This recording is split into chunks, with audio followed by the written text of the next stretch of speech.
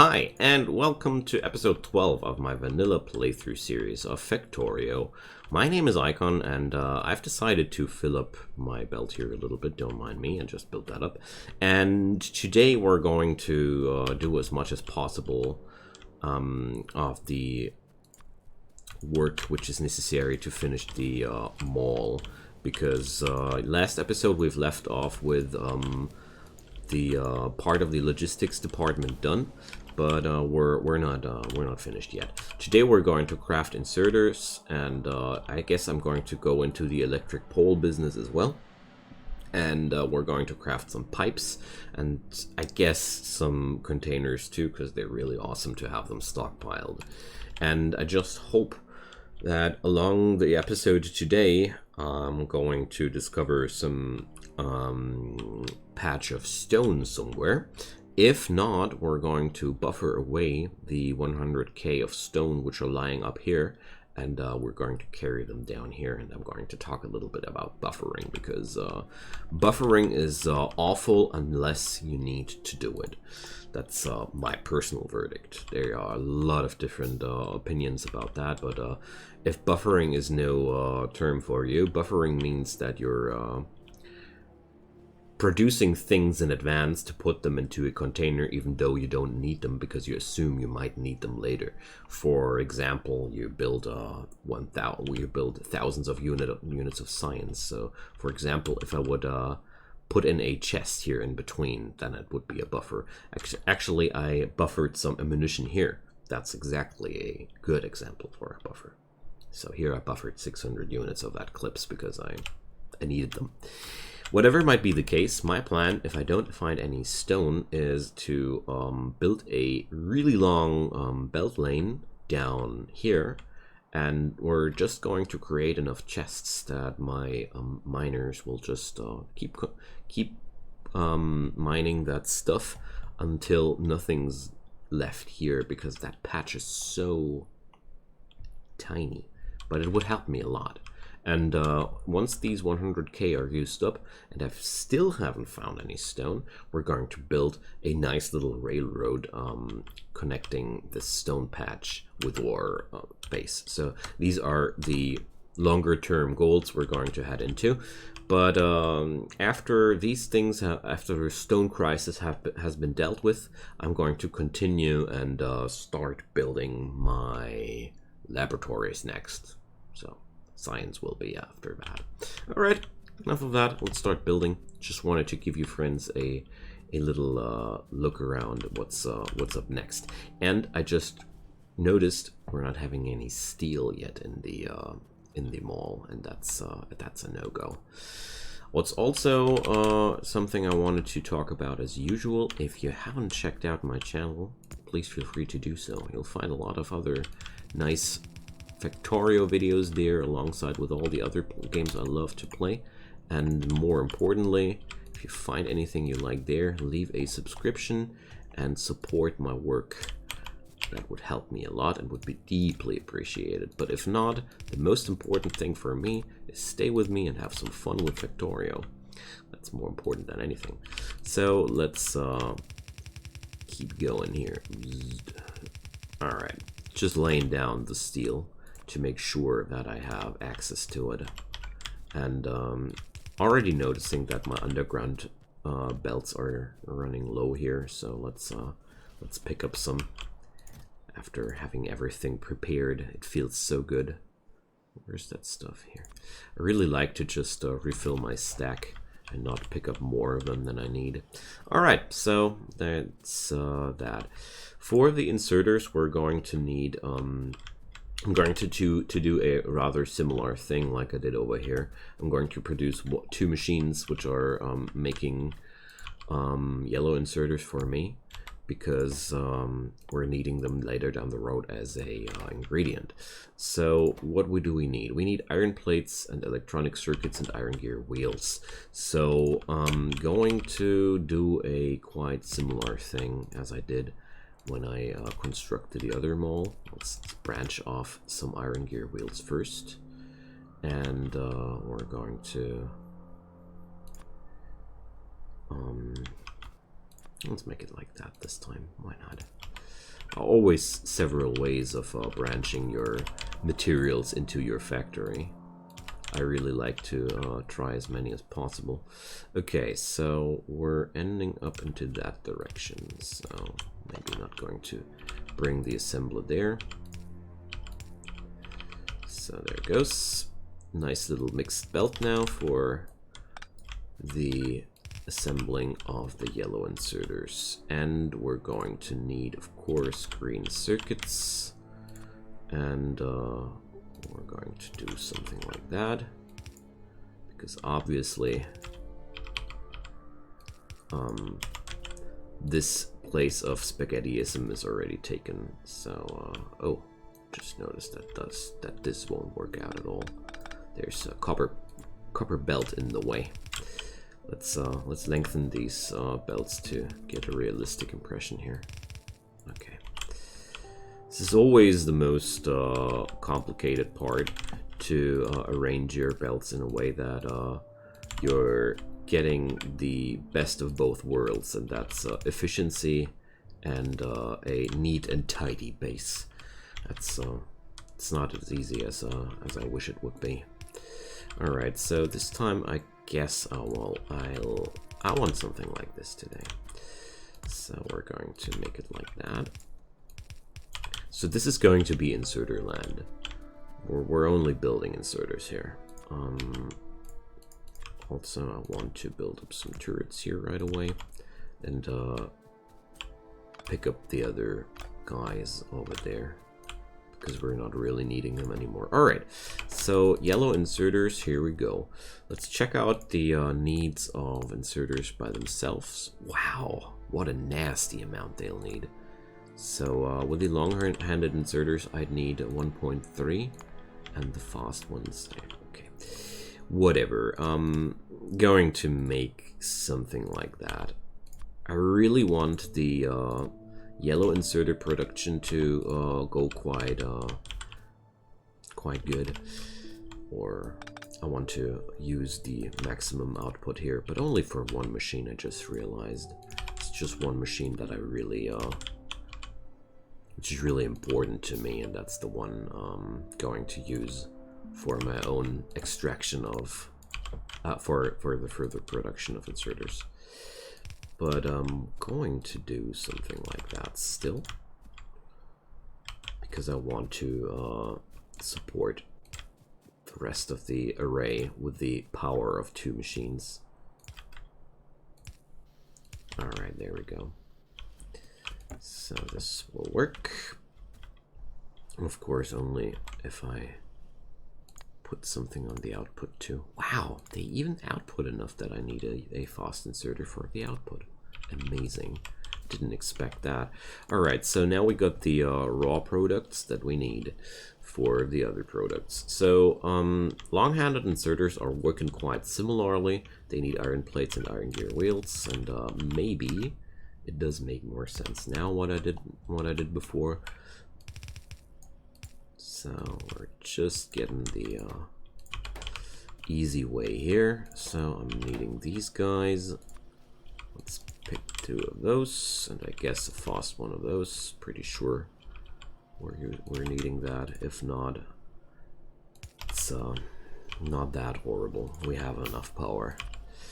All right, so red inserters, boom. Fast inserters, quite similar thing.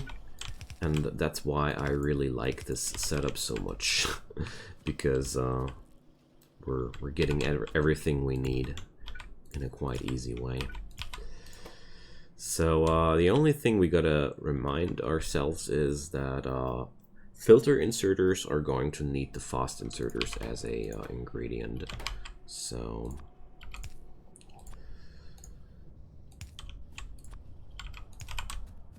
I'm going to, well, no, I'm going to put a container in between. It's just more tidy. And there we go. So it's not the ideal way for me to deal with this like that, because ideal would for me to have a own factory producing fast inserters for that, but We don't need to maximize everything in this facility, because most of the time items will get pre-produced in a so long time in advance that maxing out that stuff is just not worth the work. Alright, so do they now have everything they need? Wonderful. Alright. So let's check out if all the filters are set up correctly. Wonderful. Okay, so of course the yellow inserters are a little bit on a shortage here, but that's not too terrible, because if I ever need a larger amount and nothing is in the chest here, I can still plunder that belt.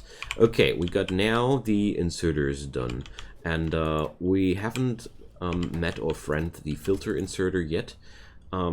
It's pretty easy to explain what's special about the filter inserter. He's like a fast inserter, but you can't tell him which items he's allowed to grab. That's kind of like the smartest inserter in town. You can tell that thing to grab just a certain item from the belt, and that makes up for wonderful solutions where other things fail. So turns out, yeah, okay, that's okay. I started optimizing too much in my head. I need to stop now. All right, so let's. I think this spot here is wonderful to get some pipes produced there. So let's make ourselves some room and get the pipe material in there, which is just raw and pure iron. And that's I really like to put in the really simple logistic items like pipes somewhere in between where I can use the room. So here I really like to use the following setup. So luckily I get now inserters as many as I need. Wonderful. Okay, so next up, basic inserters. They would need 2. Yeah, why not? Output 2. Why not?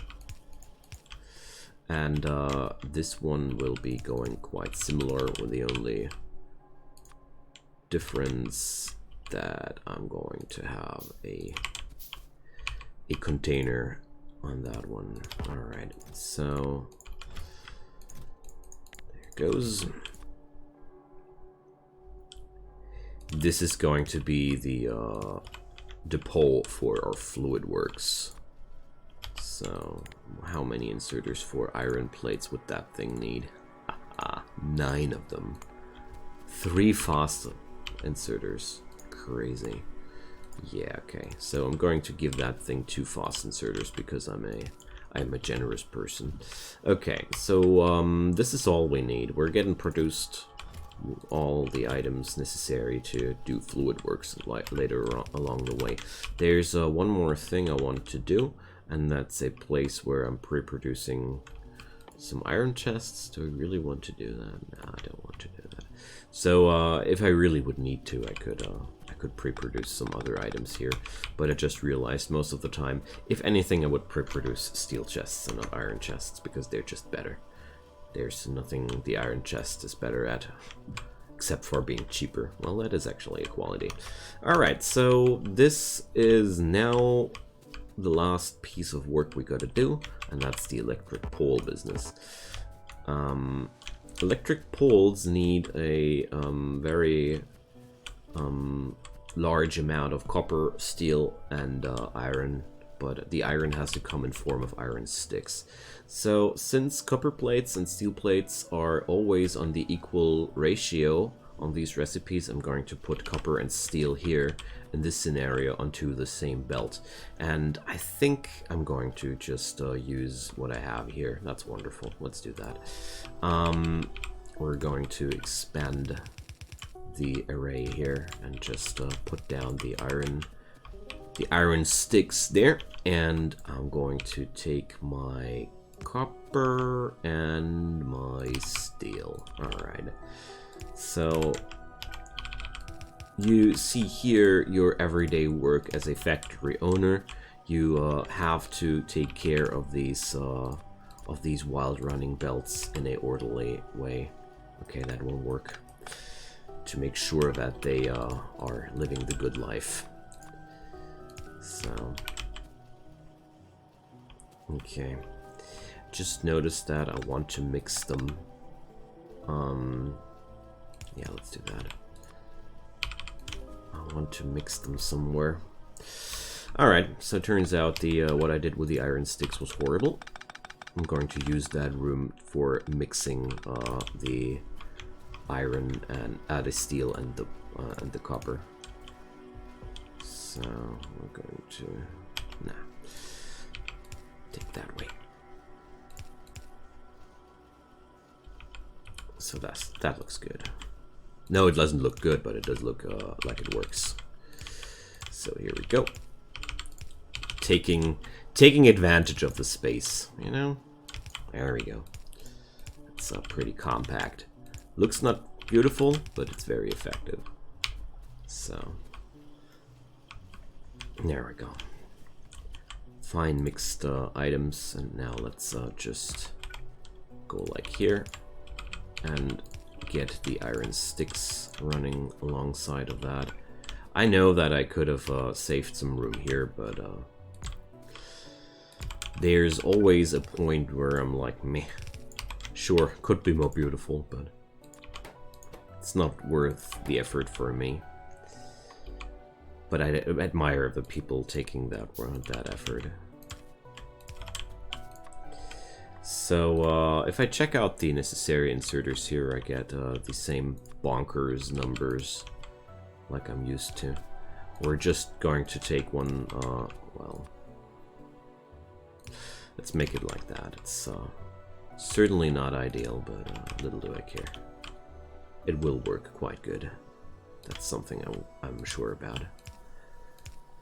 Okay, so finally, some real power poles. It's a good replacement of these small ones.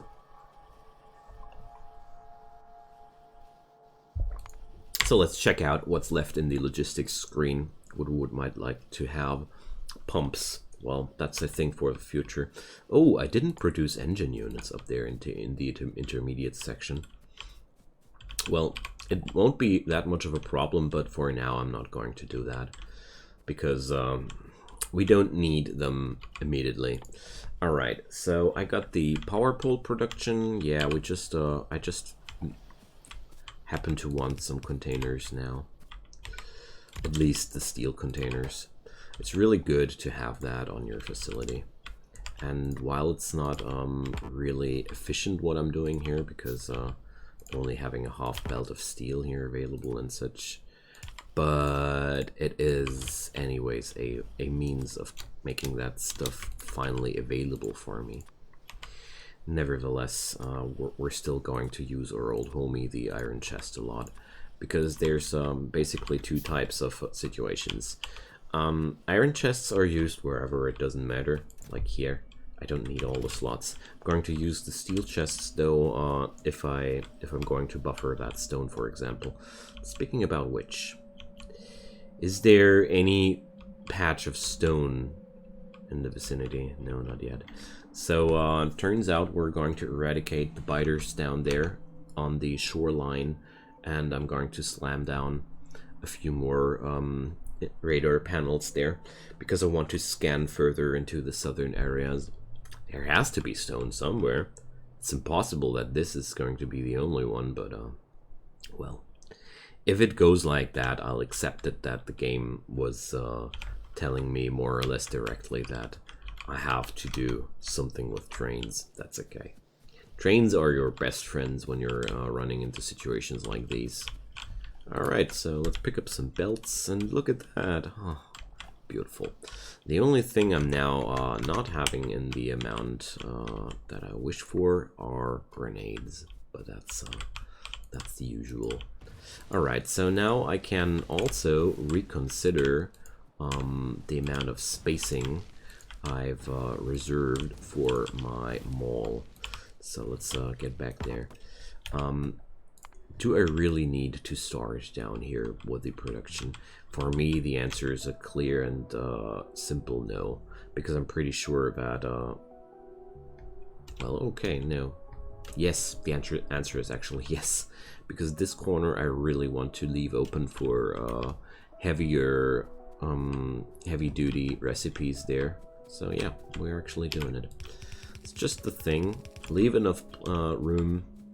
It's never really a downside. The world around you is endless. It just keeps generating and generating the further you keep exploring. So there's just no need to be a cheapskate with the spacing of your base. But also, I want to make sure that those biters are not going to get a simple meal. Okay, so I think the first thing I really want to get set up is the assembling machines. I really want to. Oh, no. We're taking it from there. Because right now, assembling machines. We do need them a ton, we do use them a ton, but I don't produce them a ton. Well, okay, I have lots of the items still up there in the starter base, and I think it's about time to dislodge the starter base too, because we don't really need it anymore. The only real use for my starter base is that I have a place where I can go to grab grenades, and I have a place where I can go to grab the machines I'm not producing here yet. But that's not really a good... Oh, and for the science. For the rest of the science, I still have that too. Because we're going to research a few things still before we're done with the laboratories, but I didn't want to go into any of these without you, because well, I like explaining things so that they are easy to understand, and researching things off screen so you can't have a chance to understand is not exactly my kind of style. Alright, so we're going to take the iron from here, because I took the iron for the logistics from this belt. I'm taking the iron for the other part of the mall from this belt. So here we're going to take one of those scenarios, because it's also a way how to deal with it. Alright. It's just, we just gotta keep in mind that this is going to look something like this in the future. So here we go. The other, the rest of my main bus will be led around this little path. Alright, so here we go. I'll just take the materials necessary into the main array. So we're going to do it like we're used to, not too compact, because it's easier to split off things. I mean, you can go compact. You just need to use more underground belts if you go compact. So, oh, come on, let's go compact this time so I can show you what I mean. I'm going to show you why I don't like compact settings, because I keep talking a lot about it, but I don't really show why. That's not a good way to do it. So we're going to run the copper compact here, and the steel will go into that grid we left open here. So let's make sure I just hit the right spot here.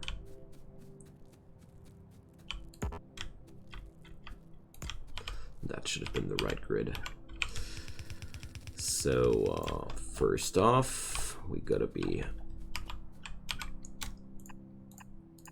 I really like to plan these things in advance, because it's easier to handle it if I do it now, wherever I think about it yet. It's not terrible, but it's just handy if you managed a few of these situations before they happen. Okay, so here we are. That's a compact input belt system. So let's start with the things we really need first, and that's the assembling machine. So assembling machines do have iron gear wheels and electronic circuits. Here we have the same thing, iron gear wheels and electronic circuits. What do we have here? Iron gear wheels and electronic circuits. We do notice a certain pattern in that, don't we? So I'd say I definitely want a belt filled with iron gear wheels and electronic circuits here. So here starts the thing. I'm just going to pick up a few underground belts here because I'm running low on that. So to effectively take something out of the middle of that compact business here, we already have to, you see, you can't really put a splitter into that. We just have to do things like these, and then you go like that, and then you go again like that. It's not really a different thing. You just use more underground belts if you do it like that compared to this situation. I just need to free up more space artificially to get things going, and I personally do like it without having so many splitters, because you know, splitters do cost money too, or well, resources. Splitters definitely are not for free. So let's just mix them like I meant to, and we're going to use now I forgot it. So iron plates are also necessary. Wonderful. So let's take that, and I'd say this is the perfect entry level for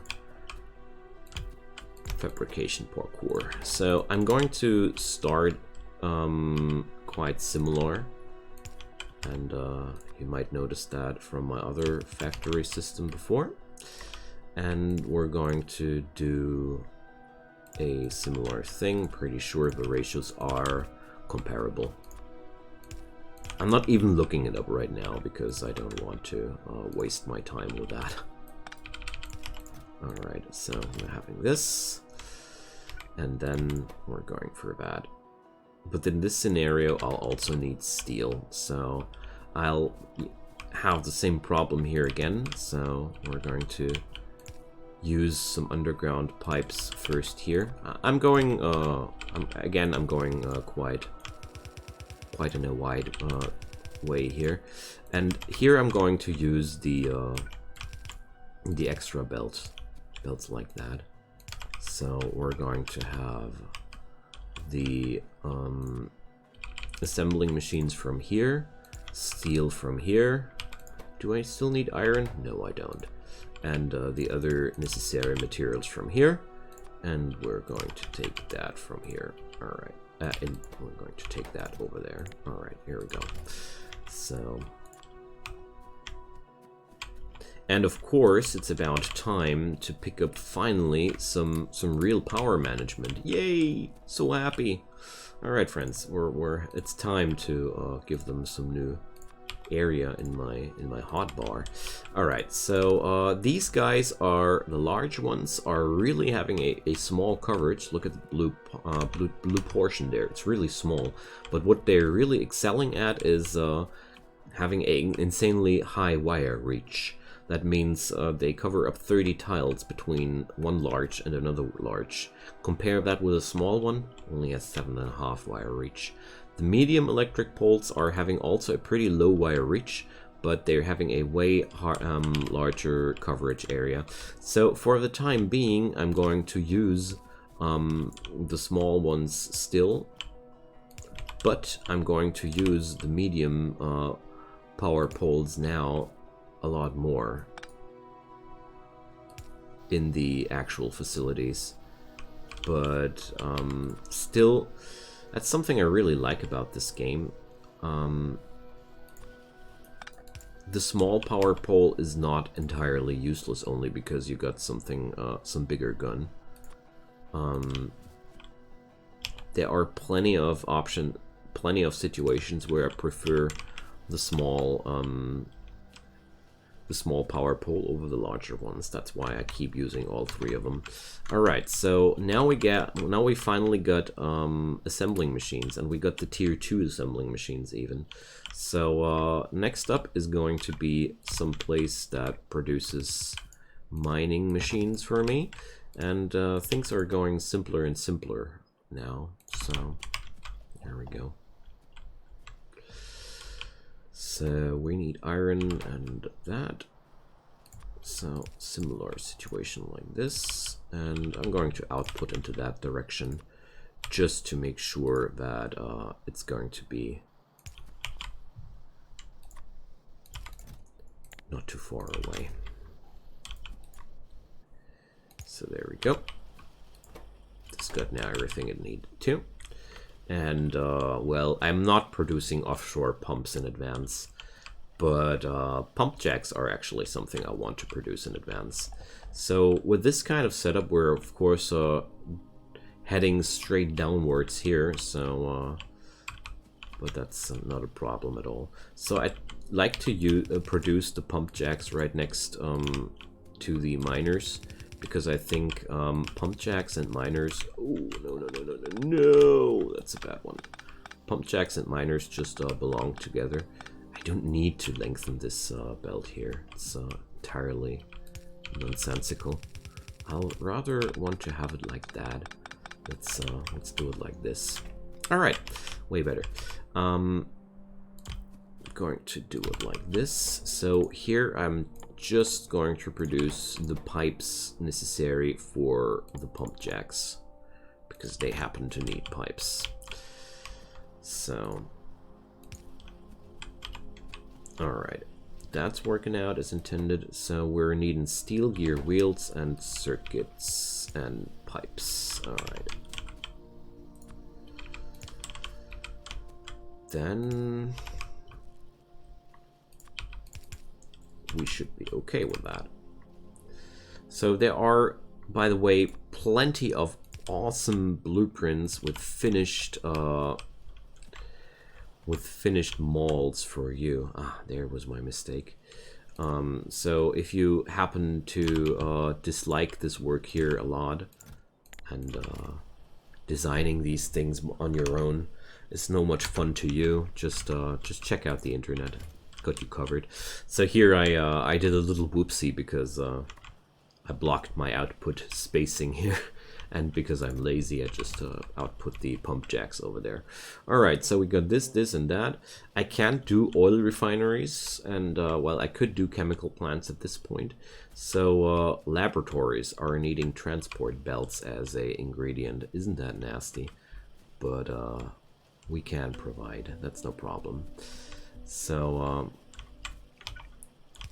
it's a similar thing like I did here with the pump jacks. Just going to set up a little facility in between, because transport belts just need iron plates and iron gear wheels. It's going to be a very, very simple operation to get these things where they want to be. And here we go. That's just my laboratory production. And with this kind of preparation of belts, it's very simple to just proceed as you want to. The only thing this setup is not good at is being efficient with its spacing, which means you might notice that I'm just running downwards, and that's not really perfect here in that situation. I personally I don't consider it ideal. That's what I want to say. Just right now I'm just producing a straight arrow down the road. I mean, I could just bring in a curve and lead it over here if I want to, but I don't think we're going to need that. Alright, so this is all set up and running, and the things which are not set up and running are not because we're lacking these stones to do so. But there's one thing: repair packs, iron gear wheels and electronic circuits. You see, that's just a thing that happens to be available pretty much everywhere. But I don't want to have the repair packs in the other department, because to me it doesn't feel organic to have them in the production department. They are, for me, logistics items and not production items, because they fix something I produced, and fixing has more logistics character to me. Alright, so last bit necessary will be the military mall. We haven't set up that yet, but we're on a good spot here. So I'm going to put down a few turrets here too, just to make sure that the biters don't come creeping. And I'm going to lock this episode here, because we're on a good spot here. I need to pick up a lot of grenades and get that forest away. And next episode we're going to slaughter some more biters, and that's why I'm going to ammo up. And yeah, I think next episode I'm going to do this little buffer thing, because it's a good way of putting those red belts into use that I produced, and also a good opportunity to show you guys that buffering is sometimes a necessary evil. All right, so wow, what a wonderful 1,200 belts so far. Anyways, friends, leave me a comment down below if you have anything on your mind. If there are any questions open, I'm there for you. As usual, I'll love to hear from you. You know that. And apart from that, I would be very, very grateful for any thumbs up on that video, or even a subscription on that channel. I mentioned it before. It helps so much to let this community grow and let my video making be my full-time job. And I'd really like to do that for you. Anyways, friends, I wish you a wonderful time, whatever you do or not do. Have a great time. Hope we're going to see each other in the next video. See you then. Bye-bye.